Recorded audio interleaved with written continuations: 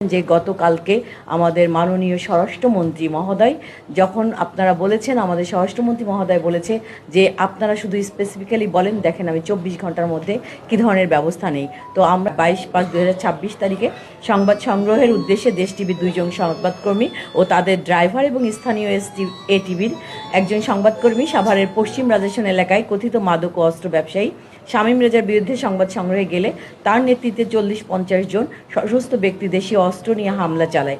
হামলায় সাংবাদিকদের ব্যবহৃত ক্যামেরা, মাইক্রোফোন ও একটি প্রোবক্স গাড়ি ভাঙচুর করে প্রায় 30 লক্ষ টাকার ক্ষতি সাধন করে। এছাড়াও তাদের ব্যবহৃত 5টি মোবাইল ফোন ও সঙ্গে থাকা 37,700 টাকা নিয়ে যায়। সাংবাদিক তাইফুর রহমান তুহিন, সাদ্দাম হোসেন, ক্যামেরাম্যান মনিরুল কাইয়ুম ও চালক জয়নাল আহত হন। পরবর্তীতে তাদেরকে জোরপূর্বক একটি গ্যারেজে আটক করে পুনরায় মারধর করা হয় এবং হত্যা চেষ্টার অভিযোগ আনা হয়। এই সময় ভুক্তভোগীদের কয়েকটি মোবাইল ফোন, নগদ টাকা, গাড়ির কাগজপত্র ও গুরুত্বপূর্ণ ব্যক্তিগত ডকুমেন্ট ছিনিয়ে নেওয়া হয়। এছাড়াও ভবিষ্যতে সংবাদ সংগ্রহে গেলে হত্যা ও লাশ গুমের হুমকিও প্রদান করা হয় মর্মে মামলা উল্লেখ করা হয়েছে। আপনার ঘটনার সংবাদ প্রাপ্তির পরপরই সাভার মডেল থানা পুলিশ তাৎক্ষণিকভাবে ঘটনাস্থলে উপস্থিত হয়ে পরিস্থিতি নিয়ন্ত্রণে আনে এবং আহত সাংবাদিক ও অন্যান্য ভুক্তভোগীদের উদ্ধারপূর্বক চিকিৎসার জন্য স্থানীয় হাসপাতালে প্রেরণ করেন। এই ঘটনায় ভুক্তভোগীদের লিখিত অভিযোগের প্রেক্ষিতে সাভার মডেল থানায় নিয়মিত মামলা রুজু করা হয়েছে।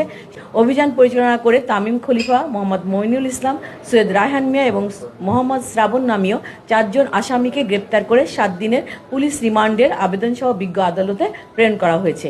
গ্রেপ্তারকৃত আসামিদের পুলিশ রিমান্ডে এনে জিজ্ঞাসাবাদের শেষে বিজ্ঞ আদালতে সোপর্দ করা হয়েছে।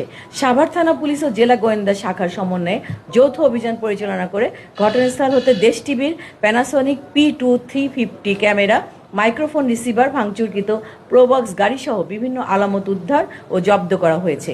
ঘটনার দিন রাতে জেলা পুলিশ একাধিক অভিযানিক দল সমন্বয়ে সাভার থানা পুলিশ ও জেলা গোয়েন্দা পুলিশ অভিযান পরিচালনা করে মামলার 1 নম্বর এজাহার নামীয় আসামি মোহাম্মদ শামীম রেজার বাসস্থান, রিকশার গ্যারেজ ও সম্ভাব্য অন্যান্য স্থান হতে হামলায় ব্যবহৃত হাতুড়ি, শাবল, ছুরি, হামলায় ব্যবহৃত লোহা রড, বিভিন্ন দেশীয় অস্ত্র উদ্ধার করা হয়েছে। এছাড়াও 1 নম্বর আসামির অপরাধের কাজে ব্যবহৃত সিসি ক্যামেরার DVR, NVR CC camera, monitor, router ও মোবাইল ফোন জব্দ করা হয়েছে।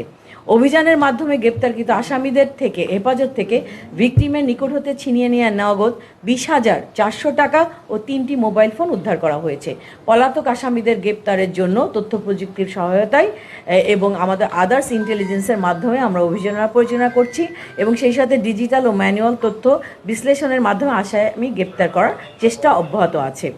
উপজেলা প্রশাসনের সহায়তায় 1 নং আসামি মোহাম্মদ শামীম রেজার অবৈধ গ্যারেজ উচ্ছেদ করা হয়েছে।